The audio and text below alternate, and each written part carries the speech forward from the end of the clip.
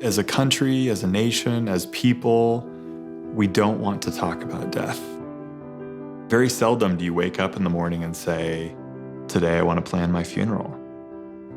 Death is a part of life, even though we try to hide from it. I'm the oldest of 7 kids. We were all about 2 years apart, so there's 3 boys and 4 girls, and we've been through a lot together.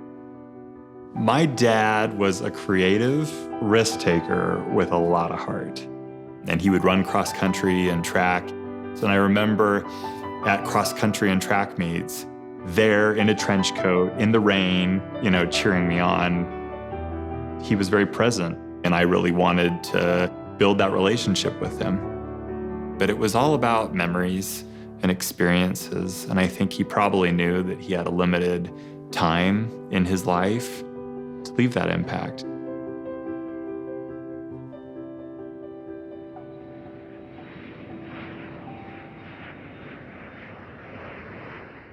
When I was 21 years old, I was just completing a mission for my church in Japan. I had been living there for 2 years, and I was preparing for my mom and my dad and my sister to come out, and I had a 10-day trip planned. And about 3 days before they were scheduled to arrive in Japan, I received a phone call and found out that my dad had been diagnosed with brain cancer. And I remember after finding out the news, I went and took a shower because it was morning, and I just remember just sobbing uncontrollably. It was a punch to the gut.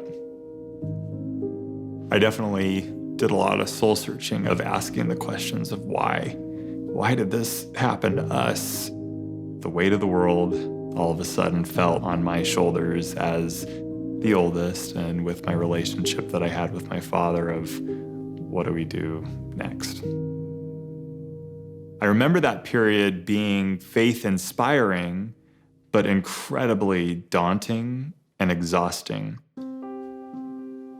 We were going to beat this. And so as a result, we didn't talk about final wishes. We didn't talk about things that you would want to do before you die. That, I think, made the end even harder.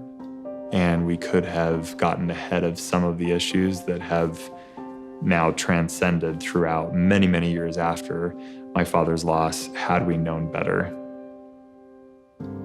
At that time, I was married. I had our first child, and I thought I would be fine. I really felt like my family, my faith, and my friends would help pull me through. As time went on, it became very clear that I needed some support.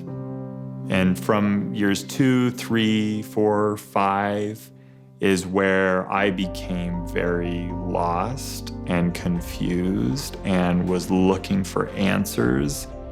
I wanted to call my dad and to talk to him. I couldn't do that. So I was staring at this grief in my face over and over and over again. And I kept putting it off until it wreaked enough havoc that my wife finally sat me down and said, John, we're going to get you a therapist. And that was about 5 years after my dad's death. We were able to whittle down the options and be able to find somebody that was a wonderful match for me. But it took a lot to get to that point alone. I don't think you can really expedite it, but I think getting the support can certainly help and mitigate other problems from creeping up later on. Grieving is a human experience. It's something that every one of us will go through at some point in our life. And it's actually through that human experience that we actually have a shared experience. And the beauty in that is that none of us have to go through this alone or in isolation. Death is a part of life. And there's an opportunity for us to share that experience that we have together so that we can also grow and heal together as well.